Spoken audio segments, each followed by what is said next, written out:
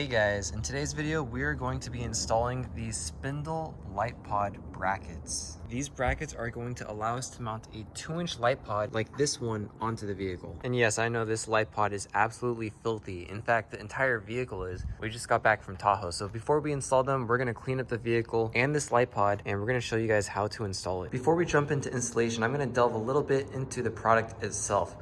So this is actually made of 7-gauge HRPO steel. And the reason we went so thick with this is because when it's mounted to the spindle, we want to minimize the amount of light shaking as much as possible. This light bracket actually mounts to the brake line bracket. You'll notice that there are 2 holes on it.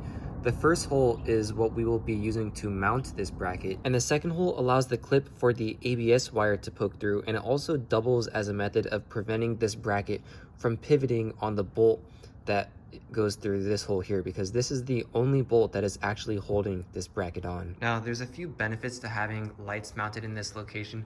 Unlike all of these lights on my front bumper, having a light mounted to the spindle is actually a much more discreet lighting location. And of course, having a light mounted down there allows it to turn with the wheels, which is pretty badass. By the way, these are the boxes I had made for these brackets. I thought these were pretty cool. Had the logo put on the sides and a few words along it. I got a high glossy finish, so I hope you guys really enjoy these boxes. Now, before we install these, the first thing we're gonna wanna do is take them out of the box and spray paint them. I left them unpainted so that way you guys can paint them to your color of choice, but I'm going to be using a primer on these just out of a rattle can, and then I'm gonna be painting these matte black. This isn't sponsored or anything, but I'm going to be using this Rust-Oleum automotive primer. It really doesn't matter what you use because these are going to be in a location that almost nobody is ever going to see unless it's on a show build or something.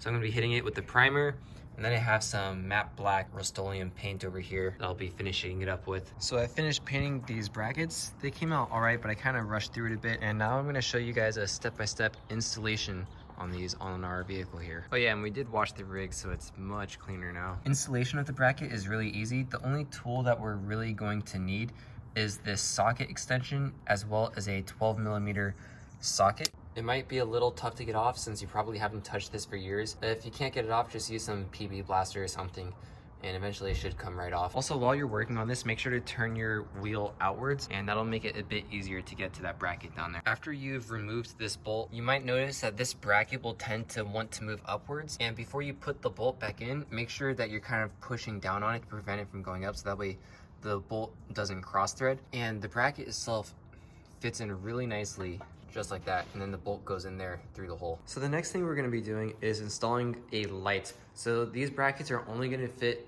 2-inch light pods. I have a list of light pods that will work on my website, but this is my personal favorite, and the reason I like this light so much is because it uses a different kind of optic than any other light on the market, and it's able to produce a much tighter hotspot than any lights like a Baja Designs or Rigid Industries that use standard reflector optics. I actually sell these lights on my website, and I have a little comparison on there as well, comparing these lights to other lights such as Baja Designs, Rigid Industries, and KC Highlights. But now we're gonna install this light, and then I'll show you guys what it's capable of doing. So now I have the light in place, but before we tighten this down, we wanna make sure that it clears at full lock and also at full droop, because at full droop, the spindle is actually going to swing in a little bit towards the coilover. So we wanna make sure that we have enough clearance for the light.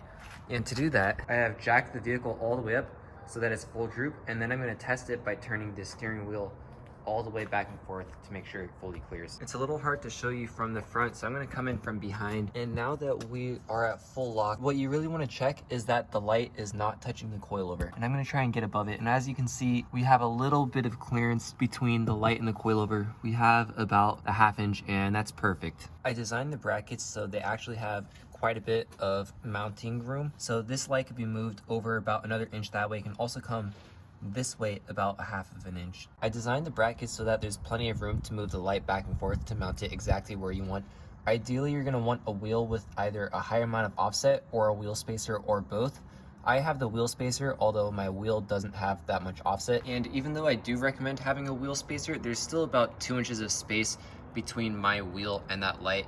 and I have a 1 1/4 inch wheel spacer, so it's perfectly fine if you don't have a wheel spacer. Wiring the pods in is actually pretty easy. All I did is I followed the ABS wire up the vehicle, and then you can just plug it in from behind. Just give it enough slack. I mean, having the same amount of slack that the ABS wire has is perfectly fine, and then you'll be able to plug in your light. If you have spindle gussets, since the spindle gusset comes right up through about here, all you have to do is drill a hole through the spindle gusset to allow the wire to come through. I already have a customer that has Total Chaos spindle gussets, and he was able to successfully install his Baja Designs S1s. Although I have not tried it with Heavy Friction Works spindle gussets yet, but I would imagine it would be the same exact thing. Okay, so both lights are installed, and now we're just gonna wait for the sun to go down so I can show you guys the lights in action. And by the way, if you guys are looking into getting retrofit headlights, you can buy them on our website. And if you have any questions on installation, send me a DM or watch our headlight installation video.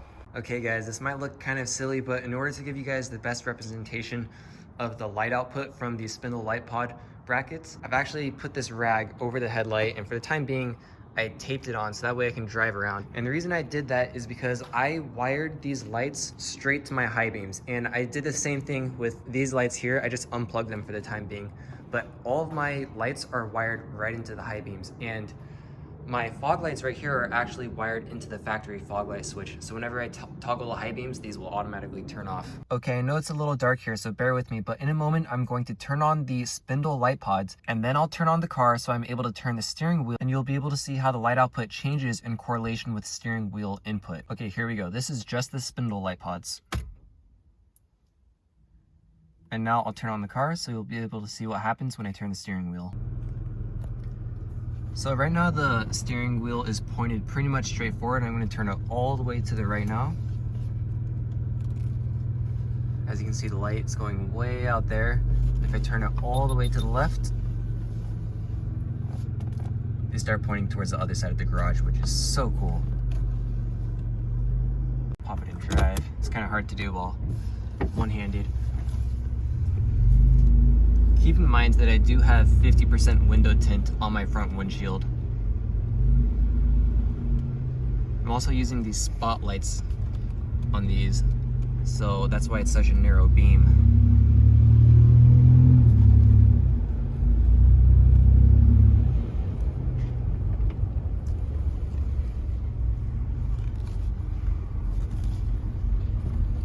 I'm also keeping the camera pointing straight forward in relation to where the car is going. So the reason the light's going off the screen is because the wheels are turning. I don't have any additional lights on. This is all just the spindle light pods with that 50% front window tint.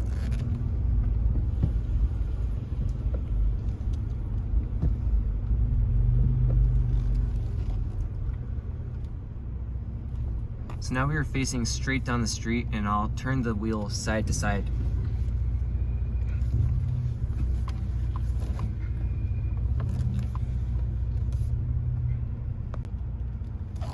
And then back into our driveway.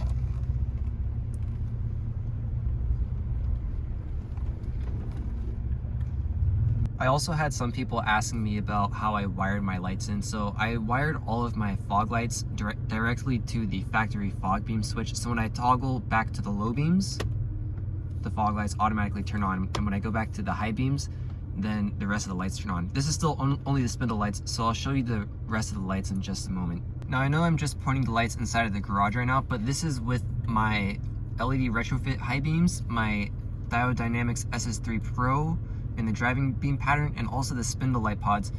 And at the flick of the switch, I can go back to my low beams with all the fog lights on. That is all I have for today, and this is still a relatively new channel, so I really appreciate every time you guys hit that subscribe button. And if you have any comments or questions about this, let me know down in the comments, and I'll try to get to those as soon as I can. So thanks for watching, guys. I really appreciate it.